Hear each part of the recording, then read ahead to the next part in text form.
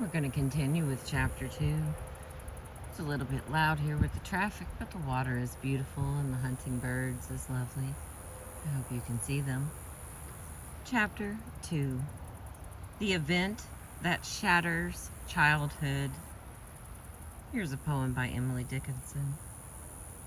The bustle in the house, the morning after death, is solemnest of industries enacted upon earth. The sweeping up the heart and putting love away, we shall not want to use again until eternity. All deaths are not created equal. Some are sudden, violent, and unexpected. Those who are left behind have no time to prepare, either practically or psychologically. Other deaths are slow and tortured, lasting for months or even years, and filled with a series of lesser losses and painful withdrawals. Some deaths, resulting from war or natural disaster, are shared with a larger community. Others, like suicide, are very private family affairs. Regardless of the cause, no death of a young parent is what might be called a good death or pretty death. When asked to describe a good death, most people picture a peaceful end to a long and satisfying life. The soon-to-be deceased is usually at home, surrounded by loved ones and in full control of his or her physical and mental faculties. After a brief statement thanking those assembled for their love and support and reminiscing about a good and well-lived life, the individual closes his or her eyes and is peacefully transported into the next world. Despite the fact that few, if any of us, have experienced such a parting, we often envision such a scene when we are asked how we might like to die. If this is a good death, then the death of a young man or woman in the middle of his or her life, with many as yet unlived possibilities, is certainly a bad death. When death comes to a young parent, it comes as an unwanted intruder. The person has much life to live, pleasures to enjoy, responsibilities to fulfill. Death here is often painful, sometimes violent, and never welcomed. Untimely death shatters our assumptions about how the world works. We never believe that someone will die in the middle of his or her life.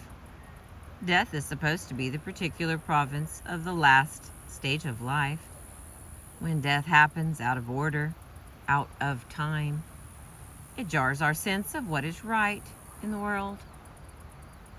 For a child, the death of a parent shatters assumptions even more basic than the order of how a life should proceed. It shatters core beliefs about the world itself. A child believes in a safe and secure world, a world in which events are predictable and orderly, a world that can be understood. When death is sudden and unexpected, the world and everything in it seems less safe and more precarious. If a loved mother or father can disappear overnight, then who knows what other disasters lie ahead? A child believes in the power and invincibility of his or her parents. In adolescence, some of our idealizations about our parents begin to crumble. Yet we hold on to the idea that they are stronger and more powerful than we are. When chronic illness slowly and inevitably weakens a parent, beliefs about parental power are shattered. Children take it as an absolute given that they are loved by their parents. This belief is so necessary for secure development that children hold to it even when the realities of physical, sexual, or emotional abuse contradict that perception. In order to feel safe in the world, a child must believe that he or she is loved by a mother and father. One type of death, suicide, assaults a child's core belief that he or she is loved. The child asks, if my mother or father really loved me, how could she or he choose to die? Finally, a child grows up needing to believe that what he or she sees and hears is true and real. In order to make accurate judgments, in order to learn from his or her experience, a child must trust that the experience is an accurate reflection of the reality in the world.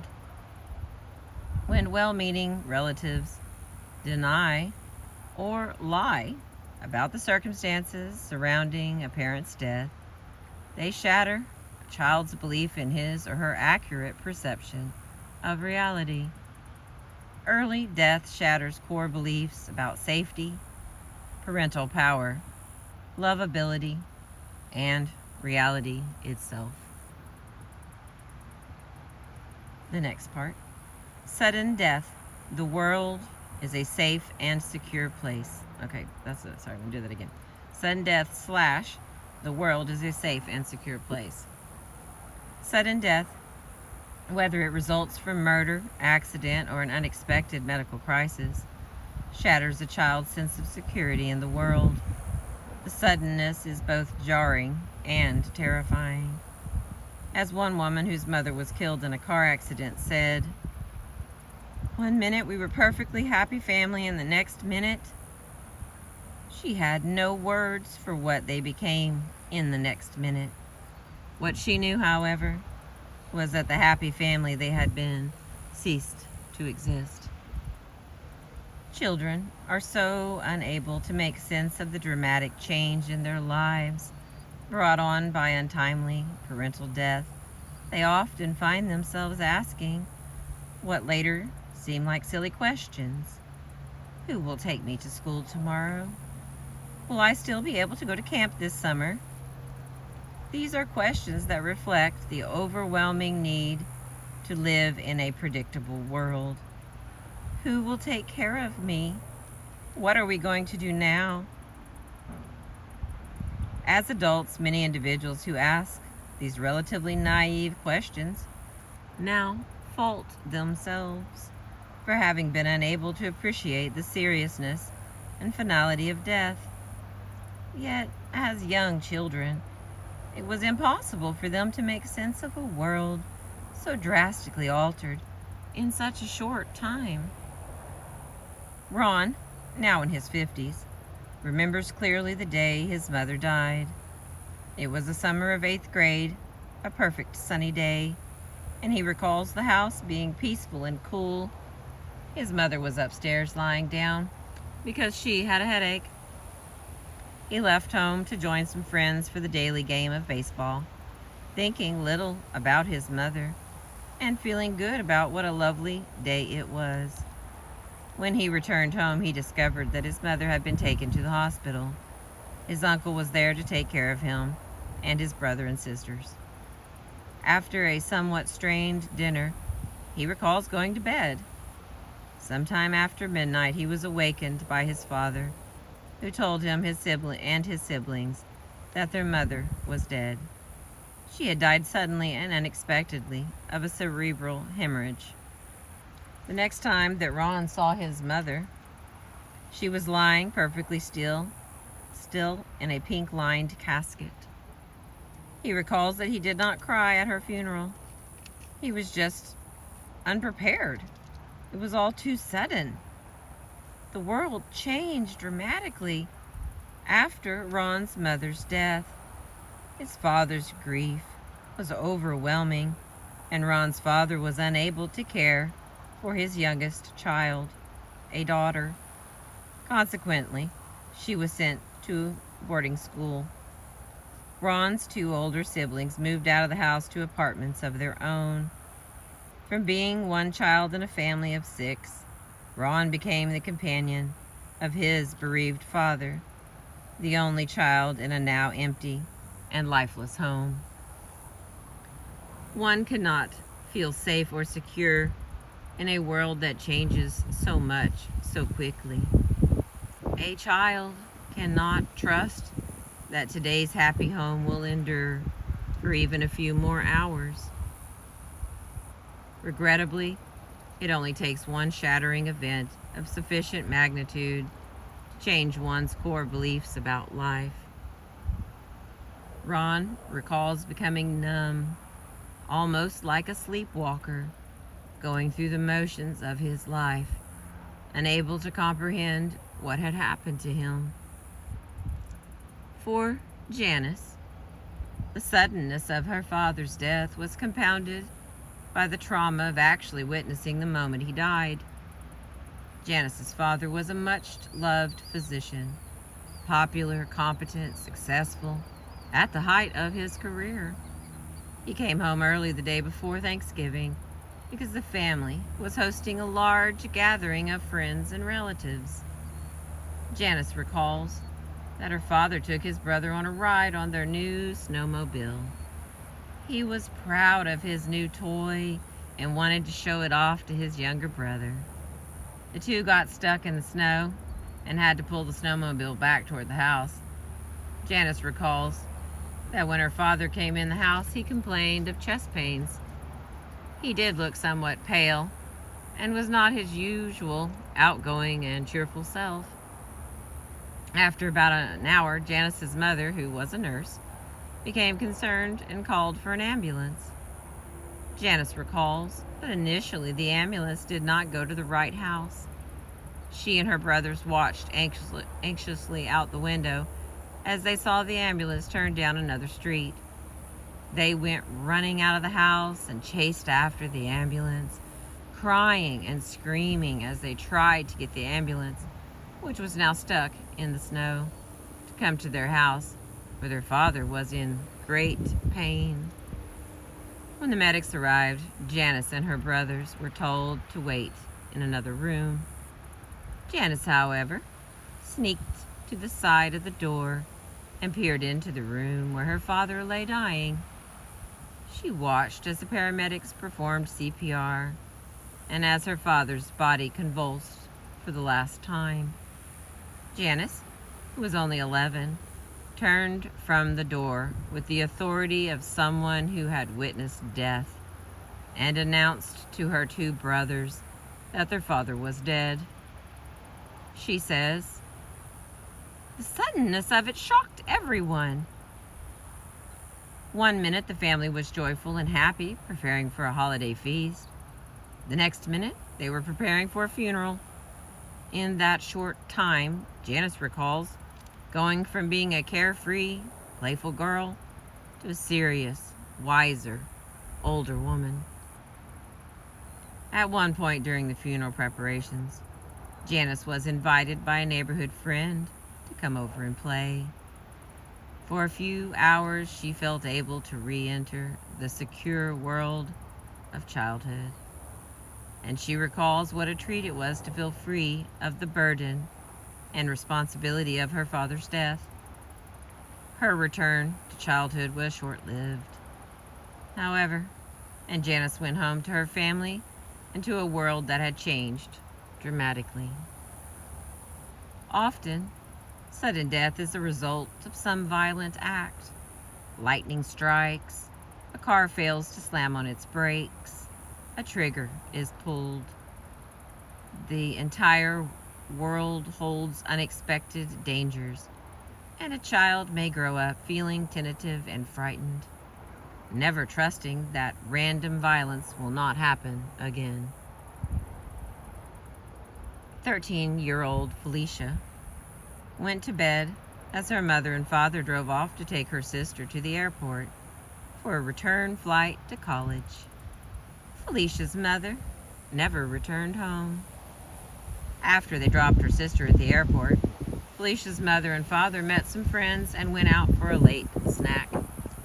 As they were driving home, A police officer ran a red light without his sirens on and slammed into their car. Felicia's mother was killed almost instantly. Her father was bruised, but not seriously injured. However, he was detained for several hours by the police, who wanted to make sure that he had not been driving while intoxicated. When Felicia woke the next morning, she was greeted by an older brother who had moved out of the family home 2 years earlier. She was surprised to see him sitting in the living room, and when she asked him what he was doing there, he remarked casually that he had come over to read the newspaper.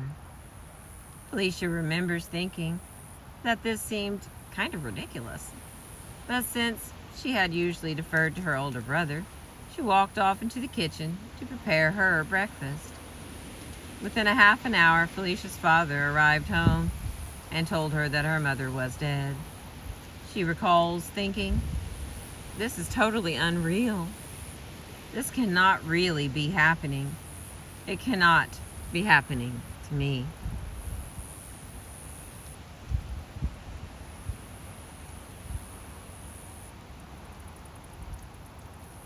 At first, Felicia, like many survivors of violent death, thought there must have been some mistake. It was not her mother who had been killed, but some other woman, and she insisted on seeing her mother's body. At the time, her insistence grew out of her own sense of disbelief and chaos. Yet, in retrospect, she is glad that she asked for this tangible, visible proof that her mother was dead. She says now that otherwise she would have continued to believe that somehow, somewhere, her mother was still alive. When she saw the body, Felicia says, "I knew it was final."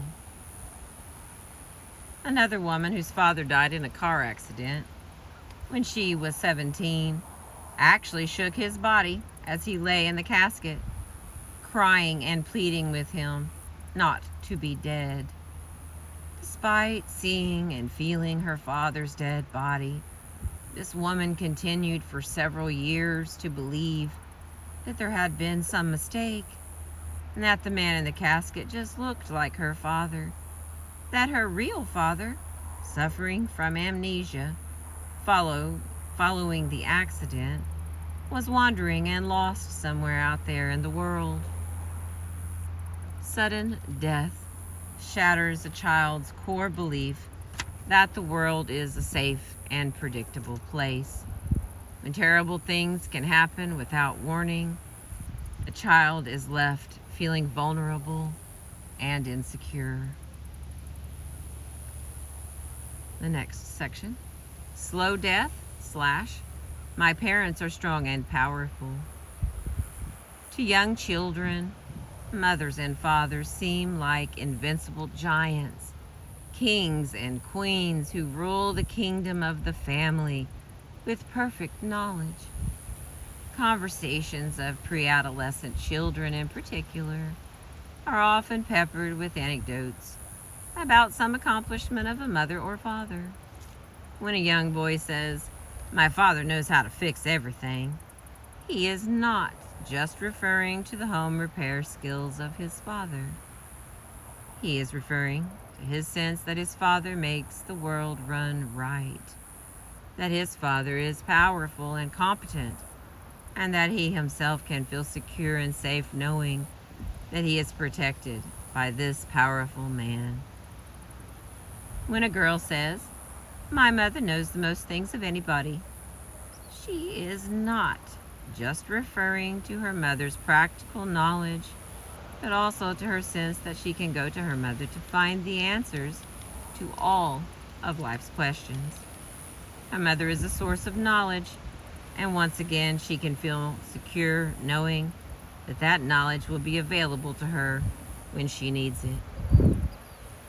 When a child witnesses the slow deterioration of a parent, he or she sees not only impending death, but the collapse and destruction of a powerful protector as well. C.S. Lewis writes of his mother's death, For us boys, the real bereavement happened before our mother died. We lost her gradually as she was gradually withdrawn from our life into the hands of nurses and delirium and morphia.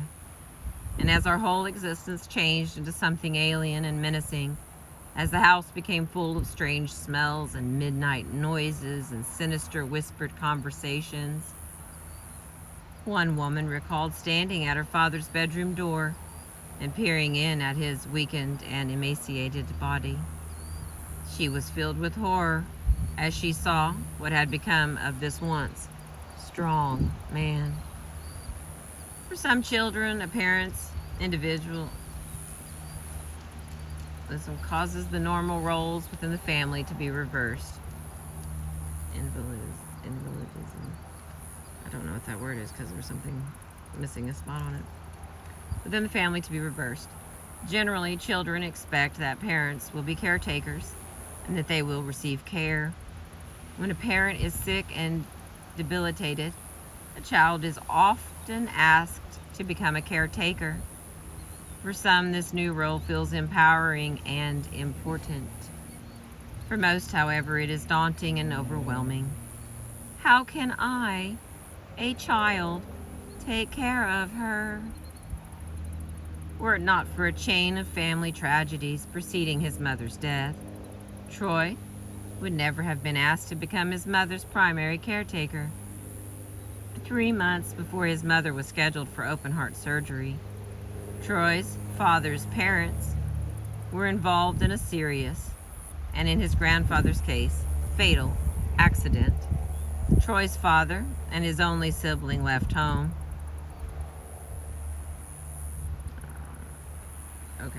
Troy's father and his only sibling left home and went to be near Troy's grandparents to help his grandmother through her convalescence and to handle his grandfather's funeral arrangements and business affairs.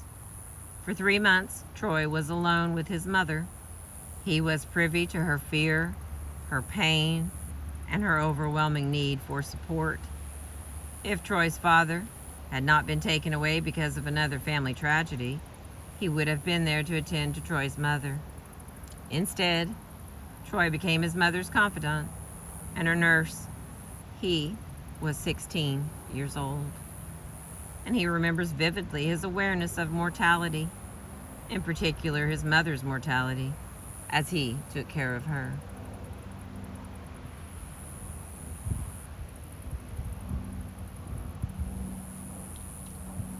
What he saw again and again was how sick and frail his mother was. On one occasion, he remembers being in her room, sitting next to her in the dark, and holding her hand as she cried in pain and fear. Days before her husband and his ailing mother were to return home, Troy's mother begged him to help her clean the house so that the family home would look presentable to her mother-in-law. Troy was no longer a dependent child, and he recalls growing up overnight, becoming wise before his time. In those 3 months, he had ceased to be his mother's son. He had become her caretaker. Many adults who lose their parents in adulthood talk with pride and gratitude at being able to provide care in the last months of a parent's life. The reversal of roles seems natural and perhaps even fitting when death comes at the end of a long life and the caretaking child is now an adult him or herself. When the roles are reversed in childhood, the fundamental order and structure of a family is violated. Children do not grow up believing that they will ever have to take care of their parents, and although they may rise to the occasion, the image of their parents as powerful and strong is shattered forever. Several people recounted with a sense of relief stories in which parents had remained caretakers despite being ravaged by debilitating and incapacitating illness. A parent's ability or willingness to remain a parent, even in death, was seen as reassuring and comforting by the children who were left behind. When Lee's father found out that he was dying from a rare blood disease, he called his 16-year-old son into the library of their large home. He told him, in a calm and reassuring voice, that he was suffering from an illness that would be fatal. He said, "I will receive treatment. I will return to work for a time, and we will all continue on."